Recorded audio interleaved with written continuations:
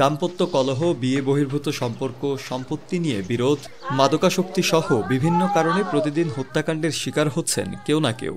বেপরোয়া খুনোখুনিতে অশান্ত হয়ে উঠেছে শিক্ষা সংস্কৃতির ঐতিহ্যবাহী জনপদ ময়মনসিংহ। গত মঙ্গল ও বুধবার এই 2 দিনে জেলায় 4 খুন সহ 15 মাসে নানা হত্যাকাণ্ডে প্রাণ গেল 57 জনের। তুচ্ছ ঘটনায় স্বজন হারিয়ে নির্বাক পরিবার। নীতিনৈতিকতা ও মূল্যবোধের অবক্ষয়ের কারণে দিন দিন হত্যাকাণ্ডের ঘটনা বাড়ছে বলে দাবি করেছেন বিভিন্ন মহলের সংশ্লিষ্ট ব্যক্তিরা। আমাদের সমাজে বর্তমানে দেখা যাচ্ছে যে অনেক অপরাধমূলক কর্মকাণ্ড ঘটছে।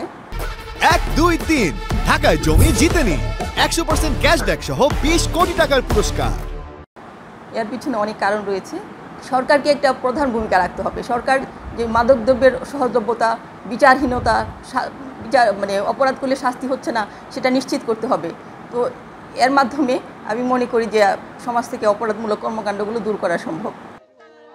জেলায় পৃথক পৃথক 4টি খুনের ঘটনার মধ্যে 2 জন কিশোর, 1 জন পুরুষ ও 1 জন নারী রয়েছে। এ নিয়ে জনমনে চাঞ্চল্যের সৃষ্টি হয়েছে।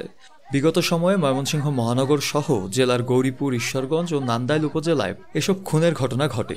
যদিও পুলিশ বিষয়টিকে আইনশৃঙ্খলা পরিস্থিতির অবনতি বলে মানতে নারাজ। হত্যাকাণ্ডের শিকার পরিবারের সদস্যরা বলছেন, পরিস্থিতি নিয়ন্ত্রণে পুলিশের তৎপরতা বৃদ্ধি বেশ প্রয়োজনীয়।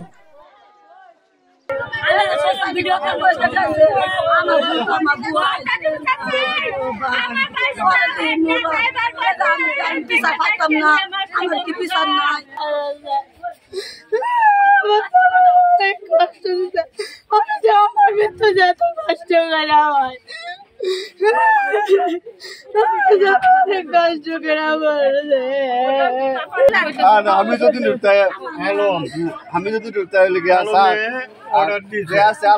আলমে যারা থেকে কইছে যে করে মার আমি দাঁড়াই রয়েছি, আমি আসি।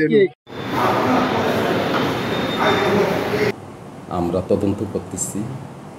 এই 4টা মামলার মধ্যে 3টা মামলা ডিটেক্টেড, আসামি গ্রেপ্তার আছে এবং অন্যান্য যে পলাতক আসামি আছে তাদের গ্রেপ্তারের প্রক্রিয়া অব্যাহত আছে। নান্দাইলে সংঘটিত একটা হত্যাকাণ্ডের ঘটনায় আমরা ক্রাইম সিন আমাদের ঘটনাস্থলে গেছে, তথ্য সংগ্রহ করতেছে, এভিডেন্স সংগ্রহ করতেছে। আশা করি আমরা